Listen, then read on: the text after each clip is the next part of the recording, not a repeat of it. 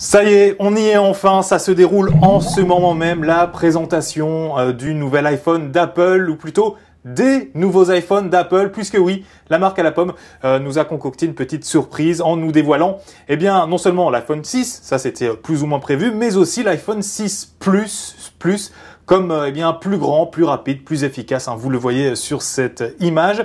Alors à l'heure où j'enregistre cette capsule vidéo, on n'est pas en direct, eh bien nous n'avions pas encore de nouvelles de l'iWatch, la montre intelligente que le groupe devrait normalement a priori eh bien nous présenter également ce mardi en Californie. En revanche, on avait des nouvelles eh bien de l'action d'Apple qui gonflait pour le moment de 1,10% à mi-séance. Alors attention, ça pourrait très vite varier dans un sens comme dans un autre, d'ici la fin de journée, le temps bien que les spécialistes high-tech donnent bien leur avis sur ces nouveaux engins signés Apple. Apple donc dans le vert pour le moment, idem pour Barnes & Noble, le spécialiste des librairies qui prenait 3,60% grâce à des résultats trimestriels en hausse.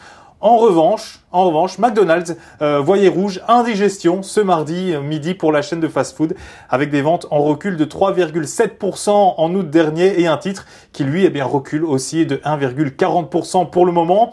Alors le tout évolué dans des marchés en retrait. Le Dow Jones, vous le voyez, perdait 75 points à 17 035 points. Le S&P 500 consolidé toujours, cette fois sous la barre des 2000 points. Et puis enfin, le Nasdaq se traînait à moins 0,45%. En Europe, maintenant, nouvelle séance de baisse aussi pour le CAC 40, 0,5% tout pile de perdu pour un indice à 4452 points. Une journée de perte marquée une nouvelle fois par les incertitudes tant sur une hypothétique Écosse indépendante que sur la situation en Ukraine. À demain.